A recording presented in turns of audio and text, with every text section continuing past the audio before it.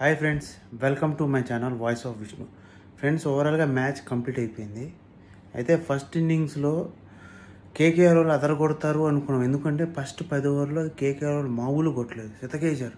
First 3 ఓవర్లు మినహాయిస్తే మిగిలిన 7 ఓవర్లో చిత్తకొట్టుడు కొట్టారు. అజింక్య రహానే, సునీల్ నారాయణ కలిసి మామూలు పార్ట్నర్షిప్, వాళ్ళు 100 రన్లు పార్ట్నర్షిప్ చేశారు. సునీల్ నారాయణ అవుట్ అయిపోయిన తర్వాత అజింక్య రహానే వెంటనే అవుట్ అయిపోయాడు 2 రన్లకి. ఇంకా అక్కడి నుంచి స్టార్ట్ అయింది బాబు బ్యాటింగ్. వచ్చి రావడం, ఒక 10 రన్లు కొట్టడం, అవుట్ అవ్వడం, రావడం, 10 రన్లు కొట్టడం, అవుట్ అవ్వడం. మిడిల్ ఆర్డర్లో ఎవరెవరైతే దుమ్ము లేపుతారు అనుకున్నామో, రీకు సింగ్ కానీ, రసూల్ కానీ, వెంకటేశ్వర అయ్యర్ కానీ, వాళ్ళు రావడం, ఒక 10 రన్లు కొట్టడం, అవుట్ అవ్వడం, రావడం, 10 రన్లు కొట్టడం. లాస్ట్లో ఆ ప్లేయర్ ఎవరో వచ్చారు, ప్లేయర్ పేరు గుర్తులేరు, అతను 29 రన్లు కొట్టి మ్యాచ్ని కొంచెం దాకా తీసుకుపోయారు. ఆడదాకా తీసుకుపోయిన మ్యాచ్ని 19th ఓవర్లో ఏమైందంటే లాస్ట్ 4-3 ఓవర్లో ఖచ్చితంగా 3 డాట్లైనా 4 డాట్లైనా పడ్డాయి. కానీ మరీ 20th ఓవర్లో అయితే 5 డాట్లు, ఒక 4 ఒక సింగిల్ ఏమో వచ్చినట్టుంది. అట్లా మ్యాచ్ కేకేఆర్ 174 ఫర్ 9 చేసి 8 తర్వాత బ్యాటింగ్కి వచ్చిన ఆర్సీబీ ఓపెనింగ్ పార్ట్నర్షిప్లో సాల్ట్ ఇంకా కింగ్ కోహ్లీ కలిసి చితకొట్టుడు కొట్టారు. ఫిలిప్ సాల్ట్ 57 రన్స్ దగ్గర అవుట్ అయిపోయాడు. కేఎల్ రాహుల్ అంటున్నది. కింగ్ కోహ్లీ మాత్రం 58 రన్స్ నాట్ అవుట్గా ఉన్నాడు. తర్వాత పటికల్ వచ్చి కొంచెంసేపు ఆడాడు, అవుట్ అయిపోయాడు. పటిదార్ వచ్చి మామూలు కొట్టుడు కాదు, అది చితకొట్టుడు కొట్టేసి మ్యాచ్ని దాదాపు విందాకు తీసుకెళ్ళిన తర్వాత క్యాచ్ అవుట్ అయ్యాడు. ఆ తర్వాత ఇంకా లివింగ్స్టోన్ వచ్చిన 5 బాల్లో మ్యాచ్ ఫినిష్. ఓవరాల్గా అది మ్యాచ్ సమ్మరీ.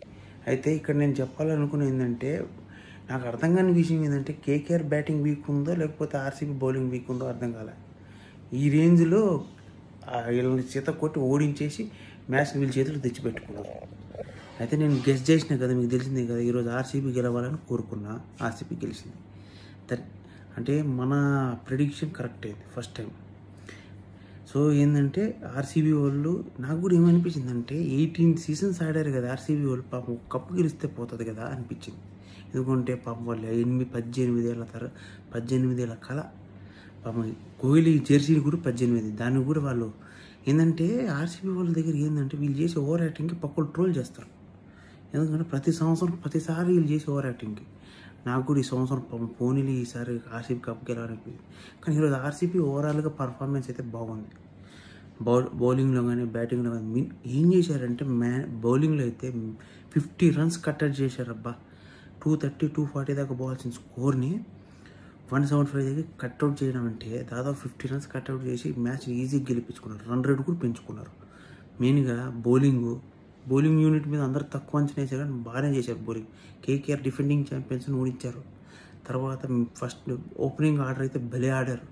ఓపెనింగ్ పార్ట్నర్షిప్ బాగా బిల్డ్ చేశారు. తర్వాత మిడిల్ ఆర్డర్ పర్లేదు. ఓవరాల్గా ఈ మ్యాచ్ ఆర్సీబీ ఆల్రౌండ్ పర్ఫార్మెన్స్తో అందరి హార్ట్తో పాటు మ్యాచ్ను గెలుచుకుంది. సో ఫ్రెండ్స్, మీకు కానీ వీడియో నచ్చితే లైక్ చేసి subscribe to my channel voice of Vishnu.